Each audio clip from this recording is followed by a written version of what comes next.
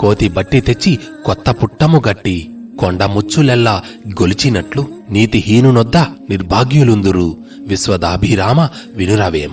కోతిని పట్టుకుని తెచ్చి కొత్త బట్టలు చుట్టి కొండ ముచ్చులు సేవించినట్లు నీతిమాలిన వాడి దగ్గర దరిద్రులే కొలువుంటారు.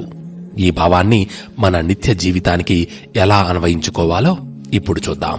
కోతి అల్పజంతువు. దానిని ఎవరూ గౌరవించరు. కాని దానిని చక్కగా అలంకరించి సింహాసనంపై కూర్చుండబెట్టి సేవించాయి కొండముచ్చులు. అల్పులను అల్పులే గౌరవిస్తారు. నీచుల దగ్గరకు నీచులే చేరుతారు. విజ్ఞులు ఆదరించరు కదా. అలాగే నీతి తక్కువ వాళ్ల దగ్గరకు నీతి లేని దుర్మార్గులే చేరుతారు. వాళ్ళు చుట్టూ చేరి సేవిస్తూ పొగుడుతూ ఉంటే ఇంకా ఇంకా పతనమైపోతాడు ఆ నీచుడు. అలా దుష్టుడై సాధుజనుల చేత నిందల పాలు కావడం తగదు.